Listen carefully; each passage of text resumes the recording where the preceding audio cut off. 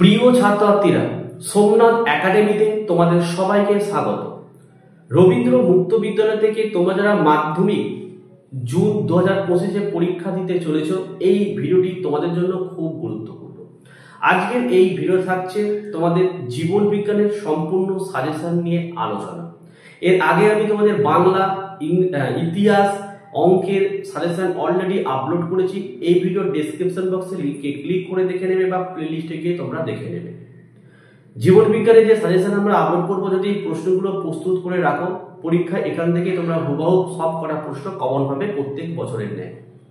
যারা সারা বছর ধরে পড়াশোনা করনি, কি পড়বে বুঝতে পারছো না, অনেক স্টুডেন্ট আছে যারা এখনো বইপত্র সংগ্রহ করতে পারোনি, তারা যদি ভালো রেজাল্ট করতে চাও, তোমরা সোমনাথ একাডেমি থেকে সরাসরি স্বল্প মূল্যে 7টা সাবজেক্টের নোট, সাজেশন, মডেল সেটের কোশ্চেনের অ্যান্সারগুলো স্বল্প মূল্যে সংগ্রহ করতে পারো নিচের হোয়াটসঅ্যাপ নাম্বারে যোগাযোগ করে। এবং আমাদের কাছ থেকে যারা নোটস দিচ্ছ, পরীক্ষায় যে পাস করতে হবে তার সমস্ত দায়িত্ব কিন্তু আমরা নিই, এবং যতদিন না পরীক্ষা শেষ হচ্ছে আমরা কিন্তু হেল্প করে যাই তোমাদেরকে। এটা যারা নোটস নিয়েছো, যারা পাস করেছো, তোমরা প্রত্যেকেই জানো। ঠিক আছে? তো জীবন বিজ্ঞানের সাজেশনের প্রশ্নগুলো তোমরা দেখো, দেখে এইগুলোকে তৈরি করতে পারলে এখান থেকে তোমরা 100% কভার পাচ্ছ। আর যারা চ্যানেলে দেখছো, অবশ্যই তোমরা সাবস্ক্রাইব করো এবং পাশে থাকা বেল আইকন প্রেস করে অল নোটিফিকেশনটাকে অন করো, যাতে আমি যখনই কোনো ভিডিও আপলোড করবো সবার প্রথম যেন তোমাদের কাছে পৌঁছে যায়।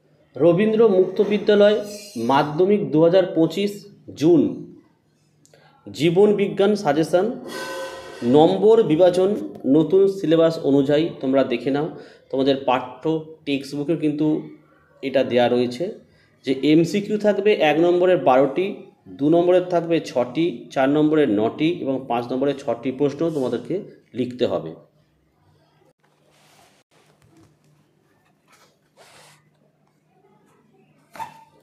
প্রতিটি প্রশ্নের মান 5। দেখো, 1 নম্বরে দেওয়া আছে চিত্র অঙ্কন করে 4টি অংশ চিহ্নিত করো। প্রত্যেক বছর তোমাদের পরীক্ষা কিন্তু একটা করে চিত্র আসবেই আসবে, এবং এই চিত্র কিন্তু দেখা গেছে রিপিটও কিন্তু হচ্ছে। অর্থাৎ 2024-এর জুনে যেটা পরীক্ষা আসলো, ডিসেম্বরের কিন্তু পরীক্ষা এলো। তো এরকমভাবে কিন্তু রিপিট হতে পারে। তার জন্য আমি যে চিত্রগুলো এখানে দিয়েছি, এখন থেকে প্র্যাকটিস করে রাখলে 5 নম্বর কিন্তু হাতের মুঠোয়। দেখো, 1 নম্বর হচ্ছে মানব হৃৎপিণ্ড, 2 রেচনতন্ত্র, 3 বৃক্ক বা কিডনি, 4 নেফ্রন, 5 মানব চক্ষু, 6 আদর্শ প্রাণীকোষ এবং 7 হচ্ছে ক্রোমোজোম। সবকটা এই চিত্রগুলো ভালো করে প্র্যাকটিস করে রাখো। আর যদি বলো এর মধ্যে কোনটা সব থেকে ইম্পর্টেন্ট, আমি বলবো তোমাদের নেফ্রন, মানব চক্ষু, ক্রোমোজোম। আর যে চিত্রগুলো আমি দিয়েছি, বিগত 10 বছর যদি প্রশ্নপত্র ঘাঁটা যায়, এই চিত্রগুলোই 10 বছর ধরে ঘুরিয়ে ফিরিয়ে কিন্তু পরীক্ষাতে দিয়ে থাকে। ঠিক আছে? 2 নম্বরের প্রশ্ন, স্নায়ু কাকে বলে? চিত্রসহ এর অবস্থান, গঠন এবং এর কাজ লেখো। নোটের পেজ 2, যারা আমাদের কাছ থেকে নোট সংগ্রহ করেছো তারা নোটের 2 নম্বর পেজের উত্তরটি পেয়ে যাবে। 3 নম্বরের প্রশ্ন দেখে নাও, লিনিয়ার হায়ারার্কি বলতে কী বোঝো? লিনিয়ার হায়ারার্কিতে উপস্থিত ধাপগুলো রেখাচিত্রের মাধ্যমে দেখাও। এটা আমাদের নোটের পেজ 2-এ পাবে। 4 হচ্ছে আলোক দশা ও অন্ধকার দশা কাকে বলে? আলোক দশা ও অন্ধকার দশার প্রক্রিয়া বর্ণনা করো।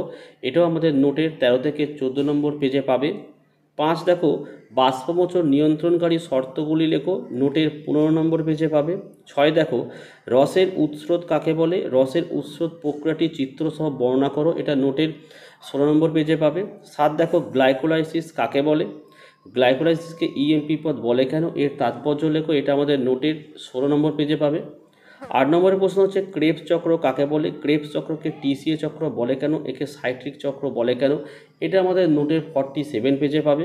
9 দেখো, চিত্রসহ নেফ্রনের গঠন বর্ণনা করো। পেজ 24-এ পাবে। 10 নম্বর দেখো, রক্ততঞ্চন পদ্ধতি বর্ণনা করো। এটা আমাদের নোটের 26 নম্বর পেজে পাবে।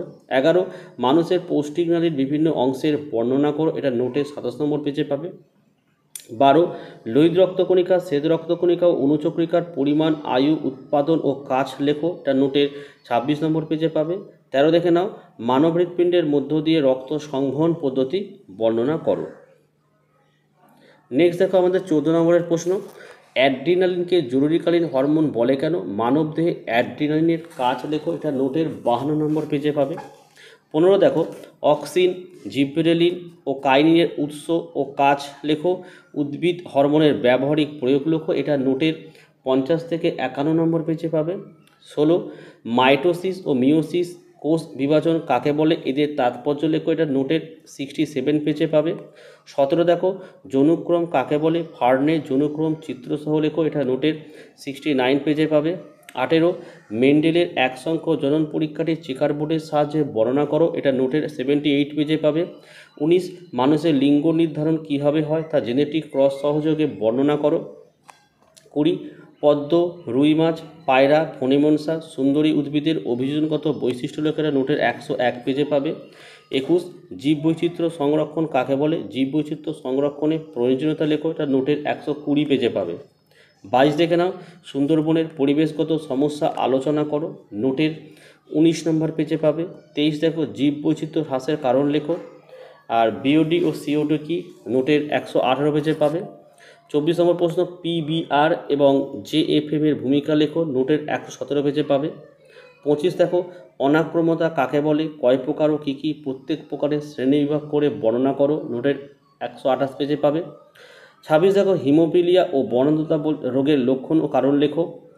27 দেখো, অ্যামিবার গমন পদ্ধতি, মাছের গমনে মাইটোমপ্যাথি ও মানুষের দ্বিপদ গমন পদ্ধতি বর্ণনা করো। 28 মানবদেহে প্রোটিন পরিপাক পদ্ধতি বর্ণনা করো, অ্যামিবা ও আরশোলার গমন পদ্ধতি বর্ণনা করো। 29 সপুষ্পক উদ্ভিদের ডিএনএ প্রক্রিয়া বর্ণনা করো। 30 দেখো, মিওসিস কাকে বলে, উদ্ভিদ ও প্রাণীদেহে মিওসিস কোথায় ঘটে, আর মাইটোসিস ও মিওসিসের পার্থক্য লেখো। 31 মানবদেহে মূত্র প্রস্তুত প্রক্রিয়া বিবৃতি করো, জীবের বৃদ্ধিতে আলো, চাপ, তাপ ও জলের ভূমিকা লেখো।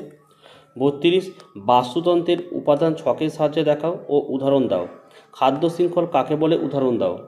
33 নিম্নলিখিত গমনাঙ্গগুলির অবস্থান ও কাজ লেখো, সিটা, মাইটোমপ্যাথি আর ক্ষণপথ হবে এটা। 34 দেখো, চলন ও গমনের পার্থক্য লেখো, এর সাথে ন্যাস্টিক ও ট্রপিক চলনের পার্থক্য লেখো, উদ্ভিদের বিভিন্ন প্রকার ন্যাস্টিক চলনের উদাহরণ সহ বর্ণনা দাও। 35 রক্তের উপাদান ছকের সাহায্যে দেখাও, এর সাথে দেখে নাও, লসিকাকে রক্তের পরিপূরক বলে কেন, দেহে অবস্থিত দুটি লসিকা গ্রন্থির নাম লেখো। 36 জীবজগতে অঙ্গজ জননের 3টি পদ্ধতি লেখো, এর সাথে লিখবে বর্ষ বলয় কি। 37 বৃদ্ধি কাকে বলে,